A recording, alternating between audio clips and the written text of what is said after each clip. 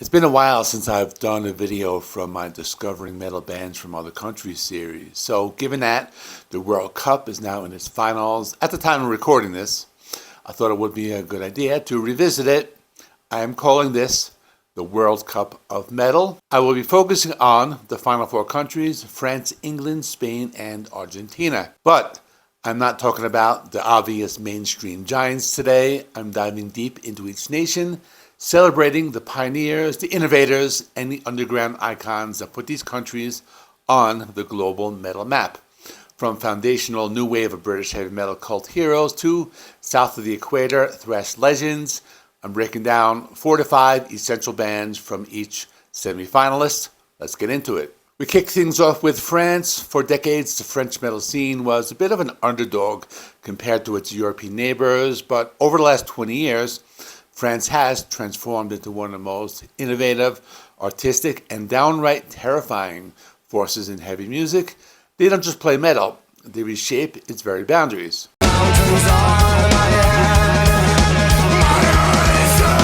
First up, we have to talk about the undisputed kings of modern French metal, Gojira.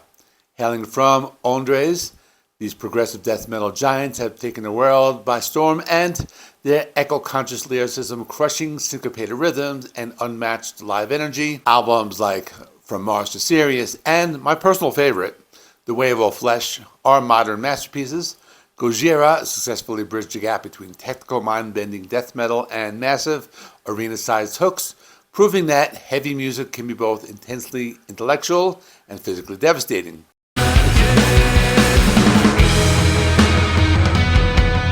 Next, we shift from crushing rhythm to ethereal beauty with Alcest. Founded by the visionary multi-instrumentalist Nige, Alcest is widely credited with pioneering the black gaze genre by blending the harsh, tremolo-picked intensity of atmospheric black metal with the lush, dreamlike textures of shoegaze. They created something entirely new on their landmark debut, Souvenirs d'un autre monde. It's metal that feels like a bittersweet dream, challenging the conventional idea of what heavy music is allowed to feel like.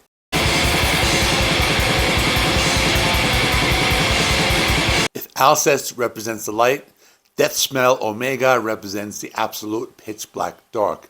This highly secretive, avant-garde black metal band has spent decades releasing some of the most challenging, dissonant, and philosophically dense music in the extreme metal underground. One key album is called, I'll probably be mispronouncing this, but it's Fas et Maldici in Ignum Aeternum. It's a chaotic masterclass in unorthodox time signatures, jarring dissonance, and theological exploration. They are a terrifyingly complex beast that rewards patient listeners.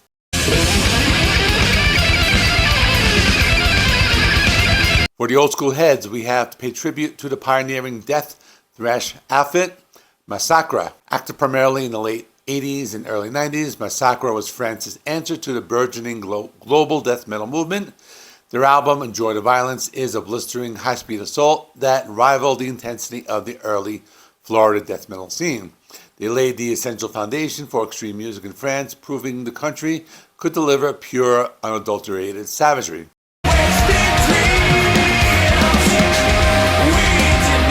Finally, we have Hacride. This progressive groove metal band from Poitiers brings an incredibly technical atmospheric edge to the table. Their album Lazarus is a towering monument of complex song structures, crushing riffs, and cinematic soundscapes that exemplify the French knack for taking aggressive groove metal and elevating it into an artistic, multi-layered experience. France brings an incredible balance of sheer brutality and high-concept artistry to the tournament.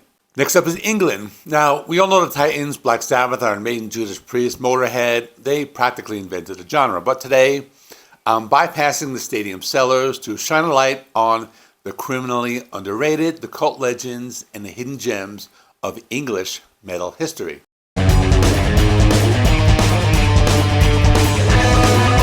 Let's start with a band that should have been as massive as the new wave of British heavy metal greats, Satan. Emerging from Newcastle in the early 80s, Satan's debut album, Court in the Act, is an absolute masterclass in speed-driven heavy metal.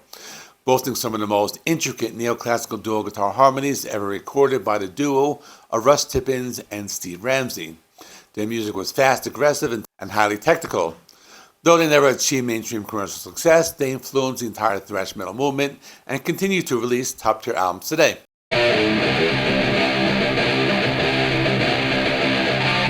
Next, we look into the shadows of doom metal with Witchfinder General, taking the heavy bluesy dread of Black Sabbath and injecting it with a sinister, occult heavy, new wave of British heavy metal energy. Their 1982 debut, Death Penalty, is a holy grail for doom collectors, with its raw production, gritty riffs, and unforgettable vintage artwork.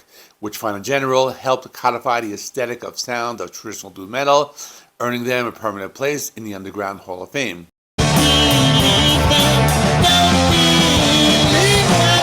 Sticking with the doom-heavy vibes, we find the melodic and majestic Pagan Altar. Formed in the late 70s, they mixed folky, melancholic melodies with heavy, new wave of British heavy metal style riffing. Their album Volume 1 was recorded in 1982, but not released until 1998, led by Terry Jones's unique nasal wizard-like vocals and Alan Jones's sublime guitar work. Pagan Altar feels like an ancient folklore brought to life through a wall of tube amplifiers.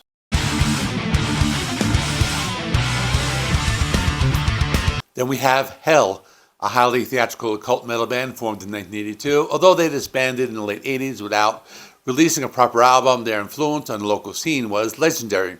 Decades later, with the help of producer and fan Andy Sneap, they reunited to release Human Remains. It's a bombastic, incredibly dramatic, and heavy as hell record that sounds like a metal opera performed in a burning cathedral.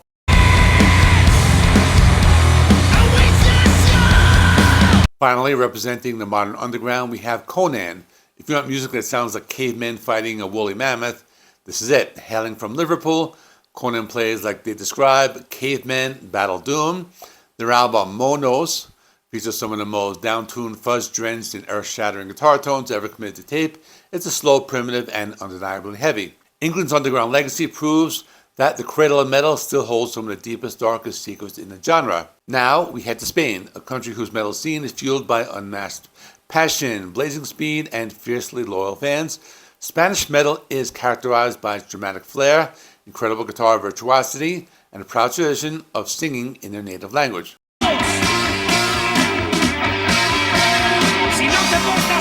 We begin with the absolute godfathers of Spanish heavy metal, Barón Rojo.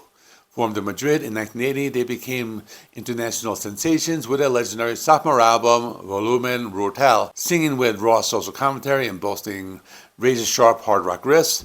They were so popular they even recorded an English version of the album and shared stages with Bruce Dickinson and Metallica. They are the foundation upon which all Spanish heavy metal is built.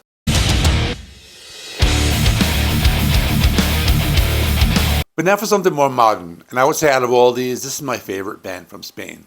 They are Angelus Apatrida. They hail from Almafuerte, and this is thrash metal, easily one of the hardest working bands in the global scene today. They draw inspiration from classic 80s Bay Area thrash, and they have albums like Cabaret de la Guillotine, and their self-titled release are packed with blistering riffs, lightning-fast solos, and intense social critiques. They have proved that Spain can produce thrash metal that easily competes on the world stage.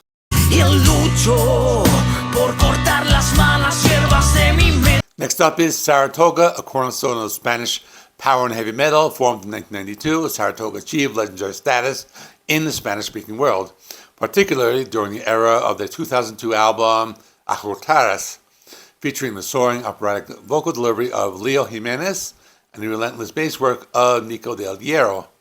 Saratoga's music is melodic, fast, and emotionally charged. They are absolute masters of the anthemic metal chorus.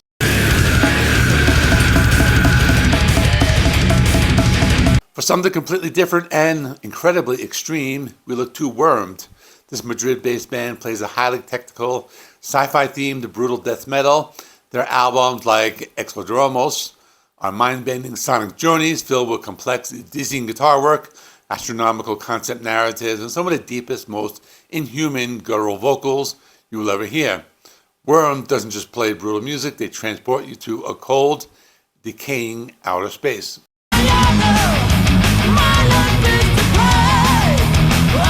Lastly, we had Dark Moor. As pioneers of Spain's symphonic power metal scene, they brought neoclassical fantasy to life. Their early album, The Holy Olden Dreams, is a gorgeous tapestry of sweeping orchestral arrangements, rapid-fire double-kick drumming, and soaring melodies. They showcase the classical romantic side of Spain's guitar heritage, fused with high-speed heavy metal power. Spain brings a fiery and passionate energy to the World Cup that's impossible to ignore. Finally, we travel south to Argentina, home of the most passionate, fiercely loyal, and politically charged metal scenes on the entire planet.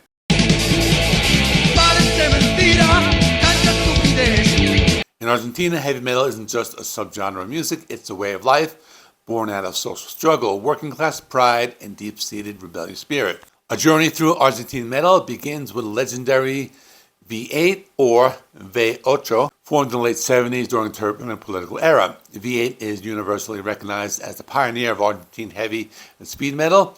Their landmark 1983 debut, Luchando por el Metal, was raw, aggressive wake-up call with the youth of Buenos Aires. With blazing tempos and lyrics of rebellion and freedom, V8 lit a spark that ignited the entire South American heavy metal movement.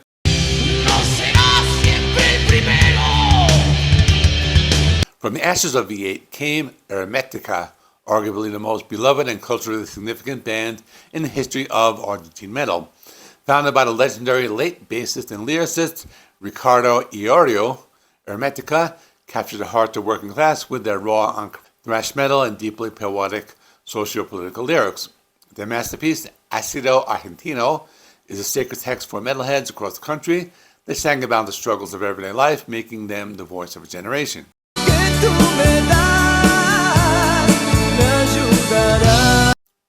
For those who prefer their metal with a heavy dose of neoclassical beauty, Rata Blanca is the golden standard. Founded by brilliant guitarist Walter Giardino, who is another V8 alumnus, Rata Blanca took a more melodic, rainbow, deep purple-inspired approach. Their album Magos, Espadas y Rosas is one of the best-selling metal albums in Latin American history, featuring mega hits like La Leyenda del Hada y El Mago. They proved that Argentine metal could conquer commercial airwaves without losing its guitar hero edge.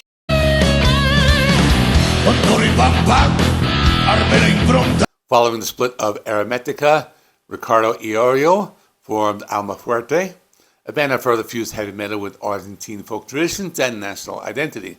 Albums like Del Entorno blending crushing heavy riffs with the spirit of gaucho culture and tango melodies. It was deeply unique, deeply emotional, and fiercely authentic to the Argentine spirit, solidifying Iorio as a cultural icon.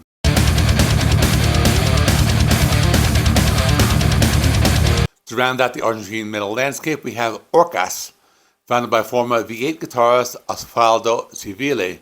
Horcas brought a much more aggressive, thrash-oriented edge to the local scene, with albums like Old Mortales, El Grito Sangriento. They carry the torch of old-school razor-sharp riffs and high-octane energy, keeping the traditional thrash spirit alive through decades. Argentina's metal scene is built on sweat, struggle, and an unbreakable bond with its fans. Now, choice is yours. Which of these nations has the ultimate metal scene? Who gets your vote to lift the trophy? Let me know in the comments below. Tell me each of your favorite bands from each of these countries. I will put up a playlist of my Discovering Metal bands from other country series. Should be on the screen now. In the past, I've covered countries such as Greece, Italy, Netherlands, Spain, France, Canada, and Argentina. I know the World Cup will be over after this weekend, but I was thinking of continuing the series in this format where I cover 4 countries from a particular region. For example, I was thinking of covering South America, where I'll talk about 4 countries, maybe Brazil, Colombia, Bolivia, Ecuador, because I already covered Argentina, Chile. So let me know if that sounds interesting. Like, subscribe. See you in the next one.